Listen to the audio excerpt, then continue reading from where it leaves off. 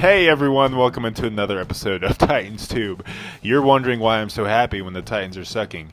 I'm not sure, but I know why you're happy, Caleb. Why am I happy, because we've been Justin? trying this podcast for like an hour, and we have been experiencing communication issues. But now it seems like we've gotten back on track, and so knock on wood, Justin. Knock on wood. That's made me forget about the sad times as a Titans fan we're experiencing. Well, anyway, Justin tells continue. it true. We have been having issues so far, but we're here now, and you're here now, hopefully, listening to Titans Tube. I'm Caleb. This is Justin, and we're going to talk some Titans. It's been a few weeks since we made an episode, but we're here now, and we're going to talk about the Titans. But quick shout-out to Michael Armida, because, dude, that guy, after our last episode, man, he went and pledged $20 to our Patreon after we so...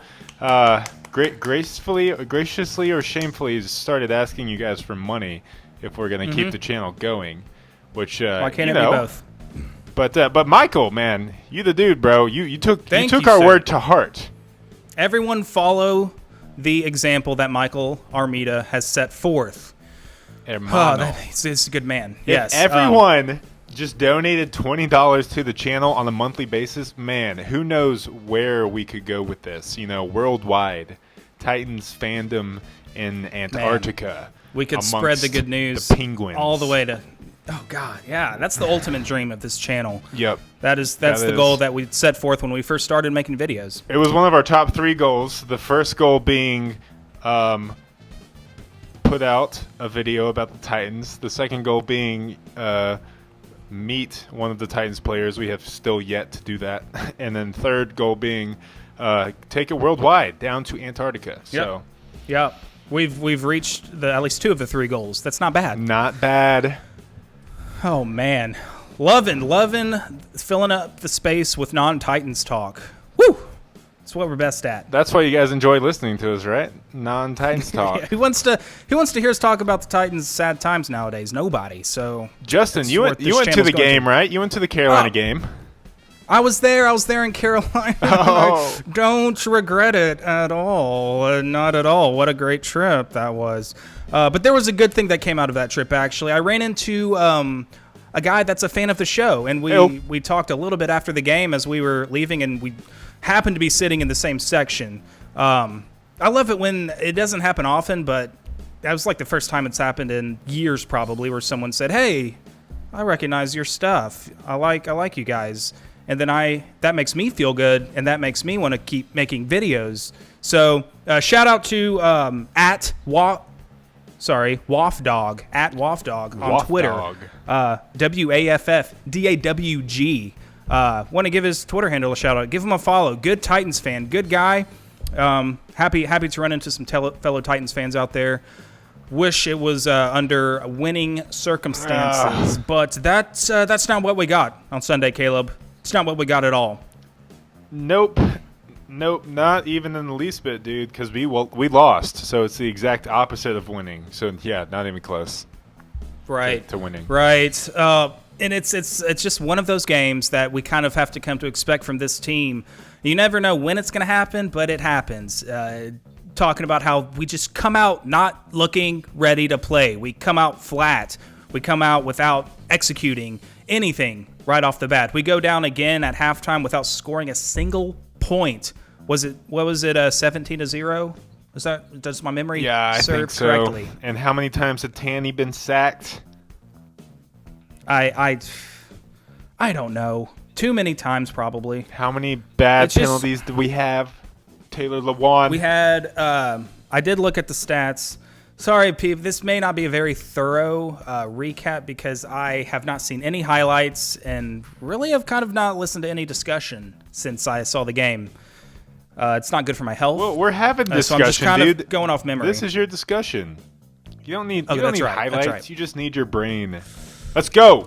Well, I used my brain to read earlier that we had 11 penalties, just putting us in first and long, second and long, and inevitably it's going to lead to third and long and punts. Lots of Brett Kern action. Just like what is it, man? This team didn't look like we were even practicing the week before. I mean, this is the this is inexplicable, but I saw this stat. This is the 4th time this year where we were shut out in the first half. Do we just love playing from behind every single week? That is inexcusable. This offense, I don't even know what to make of this offense. What is our identity? Do we have an identity? No, I mean, slow starts is the most, consistent thing you can say about this offense is that we're going to get off to a slow start, which is, I don't know, is that an identity? Maybe. But that actually is fair. Is that fair? We have some consistency there, but man, it's brutal, dude. But we've been seeing this for the last 5 to 6 years with this team. I mean, basically since the Mariota era began, but now we're even past that era.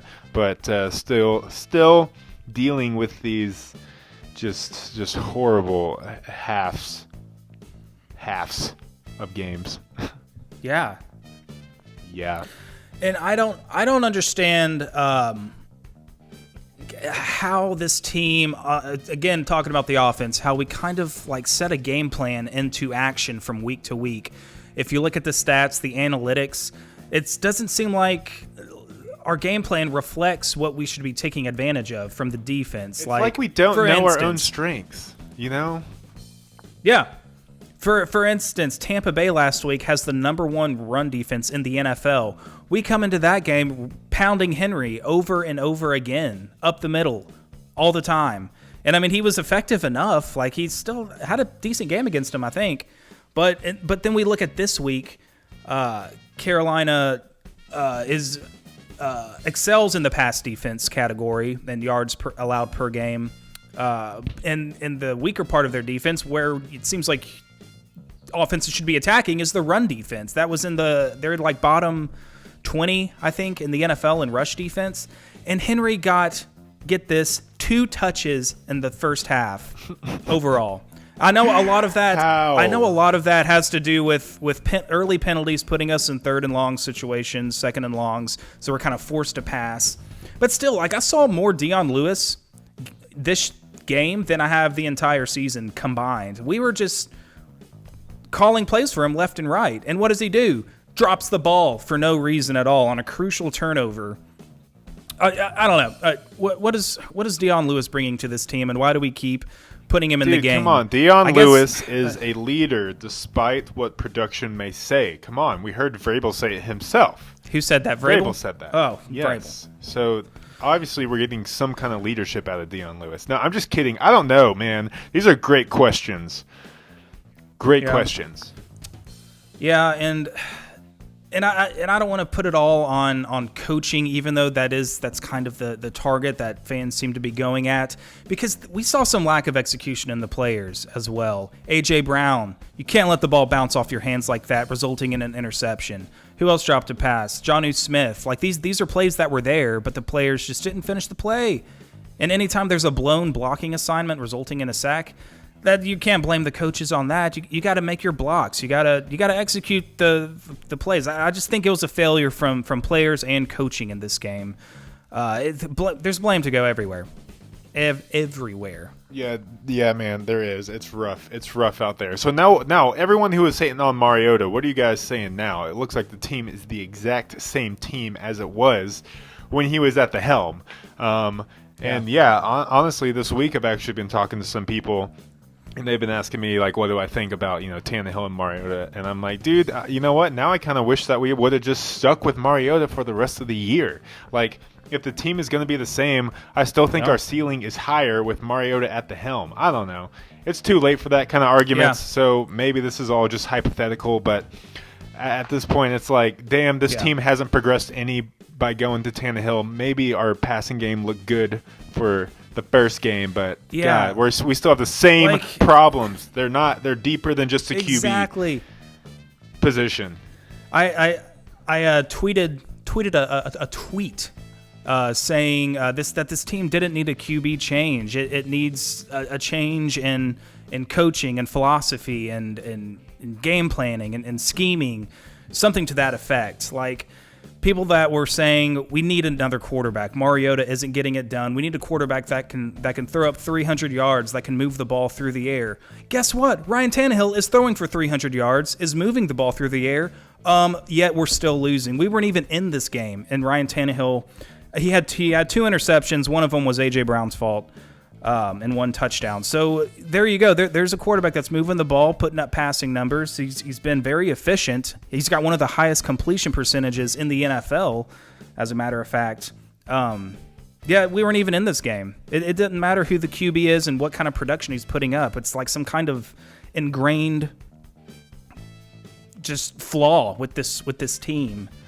It really is. Like, where do we start pointing the finger? We pointed the finger, like Mariota was the last player to hold out, getting the finger pointed at him. Yeah. And now what, do we turn it towards the coaches? Towards J-Rob? I still feel like we have a very talented roster.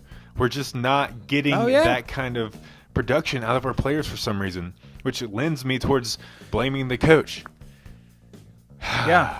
To be a Titans It's fan. crazy because going back to like Henry getting 2 touches in the first half, I don't think Corey Davis had a single target until the third quarter. What? It's like there's that's even more unbelievable to think. Like what are we doing?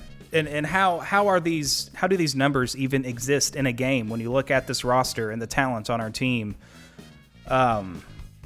Just not getting our receivers involved. We're going to like run out all of the talent on this team if we don't start putting together, at least give us some production, give us something exciting to watch. If one of our friends that we were texting throughout the game said like, I don't care if we're still a losing team, losing games like 45 to 40, he would take that. At least it's like watchable and exciting, but like this team is like hard to watch even when we win. There's 9 watchable Titans games per year. And the other, like, 8 are just... That's optimistic. Yeah, I mean, come on, dude. Some of them are pretty epic. But most of them suck so bad to watch. It's just horrible football. Just horrible football. And I was going to say, like A.J. Brown, Corey Davis, like, these are some talented receivers that when their final contracts are up, they might not want to stick around. They might want to look to have a better opportunity somewhere else to where they can actually, get involved in the offense on a consistent basis and have a meaningful impact on the team, because we know that these players can do that. And I don't know. I don't think we're becoming a favorable destination for players to want to come play when they look at this product. That players come here to have their careers die is what's happening here. Like Deion Lewis was like everything was looking up for him in New England. He just had like the best season of his career. Comes to Tennessee and like he's just plummeted every single year, getting worse and worse till he's basically just a liability on the field right now. Like. I mean, you said it right. We're going to be stuck in this cycle of just mediocrity because we can't entice players to come here because we can't produce with the players we have and the players we get. Yeah. No, we can't, and we just put bad products on the field season after season. And people complain about Nissan not being sold out and all this stuff. I'm like, dude. We have just tortured our eyes with horrible football for years. Like half of the games I watch out of the year of Titans football is just brutal, man. It's a brutal 3.5 hours. Thank God for alcohol. But yeah, I understand that. Why would people want to spend money to go to the games? We're fired up over here at Titans Tube, guys. Come on, it's crazy. Get it together, Titans. Get it together. Let's get it together. For fire somebody. Fire everyone. Lots of fans want someone to get fired, and I know that may not fix anything, but it might just be an appease the fans kind of a move. Like at least something's changed or different because people don't want to see the same thing, same losing football week in and week out, and not have someone get fired or for there to be a cut made. But you know what happens when you start firing coaches every year? You become the Cleveland Browns, and that's the direction we're going. If we fire Mike Vrabel and keep changing offensive coordinators and keep losing, we're building a Cleveland Browns culture, and they have a talented team. Everyone thought that Cleveland would be great, including me and Caleb. What? I think No, we did. I hell think no. most people thought Cleveland would be better. I thought they're going to be trash. You look at their roster. I don't know what I thought. I don't think If we you ever look at talked their- about it. I don't think. I assumed. I'm sorry for assuming, but I Dude, thought they would no. at least be a 500 team, and they would probably be a wild card team. But they can't put their talent together. They kind of seemingly have the same problems that the Titans team has right now. And we blew them out. We destroyed them. Blew them out. Man, remember how awesome Yes, Week 1 was? dude. I want to live in the state of mind of the Week 1 result. That was such a happy The time. Titans So are much so optimism. good week 1. Just think about, like, especially with the Mariota era, week 1 is his week, man. Like, Yeah. our team dominates week 1. It was. Uh, And Malcolm Butler had a healthy wrist that And a game. pick Oh, six. man, good times. and now he's on IR. Heck yeah. Delaney Walker getting into the end zone twice. The God, redemption, yes, the return of Delaney return Walker. of Delaney Walker. Nothing came of Now that. It's like, trade Delaney Walker, dude. He's just sitting on the bench with some kind of mystery ankle injury. Are we okay over there? Is everything good? Sorry, I got passionate and I Oh, just, like, hell cut off yeah. my We're passionate earbuds. over here. We are passionate Titans fans, and I still think we're going to win the Super Bowl this season, Justin. That's the thing. That's what's Yeah. like. Who doesn't? Okay, good point. All right, I'll shut up then. Touche. No need to go on when everyone believes the same. What you're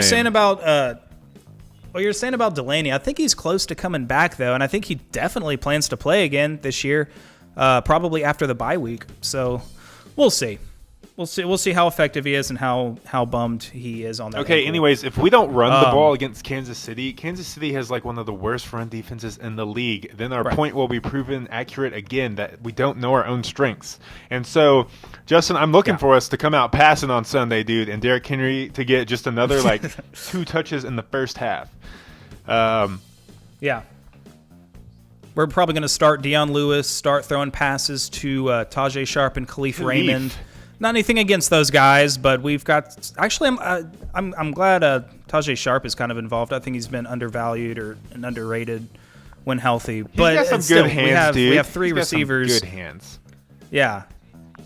He's fundamentally sound, sound. just not the fastest or strongest. But between Davis and Humphreys and A.J. Brown, those dudes need to be getting like 15 or 20 of the passing targets between them. Like why even put any other receivers on the field? Anyway. Also, why put Deion Lewis on the field? Just keep running the damn ball with Derrick Henry. Well, what if Derrick Henry needs a breather? He Should does we not need a put breather. in Mariota as halfback? Taylor? No, put him in that wide receiver, dude. Didn't you see that video on Twitter? Mariota is our new wide receiver. Oh, yeah. What are we doing? What? Why? Why What- are we why- teasing yeah, ourselves? Come on. Please. That's just an embarrassment, honestly, at this point. An embarrassment. Yeah. Titans. Would you mind if I read a comment from the Titans subreddit that I saw this past week? That's a good, I think, summary of this organization and this franchise and where we are at to this point. It's a couple paragraphs long, but I'll try to get through it. I'm a very frequent viewer of the Titans subreddit. I think it's funny, it's sad, it's engaging at times. There's some good people there that know what they're talking about. One of my favorite are you users, plugging Reddit? because it's awesome. It's Okay, one of fine. it's from Cowboy Dan, who's one of the more common users on there. I think he's a mod of the subreddit. And anyway, he posts some good stuff. And so he says, I wanted to give him credit. For years, I begged for a real tank job because of the mediocrity we had been stuck in. I just thought maybe if we were truly bad for a couple seasons, we'd have a chance at a true turnaround. I was sick of the 500 purgatory, and it finally happened. We were absolute crap for 2 years. Amy Adams Strunk took over. We stopped hiring Fisher underlings and had a new brand of coaching and general manager hire. We finally got a top pick in the draft rather than drafting around the 16th or so slot every year, and we finally took a slab at a prolific passing QB whose background was completely different from the smash mouth era that we had endured since '99. And in a flash, 5 years have gone by. The Titans have now gone 9-7 for 3 straight years in a row and are on pace to finish around 500 again, playing the exact same brand of football that we had back when we started this whole Tennessee Titans thing. How? I'm genuinely perplexed how we could have a complete teardown and rebuild of practically this entire organization and end up back where we started. We've had 2 teams in Titans history that have been top 10 in points. Our most prolific passing yard season is under Matt Hasselbeck with a measly 3,571 yards, which would have ranked 18th in the NFL last year. Mariota holds the Titans' touchdown passing record with a whopping 26, which would have ranked 12th in the NFL last year. It's bad enough that we keep losing and ending up in 500 purgatory, but at least to give us a new brand of football. Oh, this goes back to what I just said. Give us something exciting to watch. I'd rather lose 45-50 if it meant we are at least entertaining.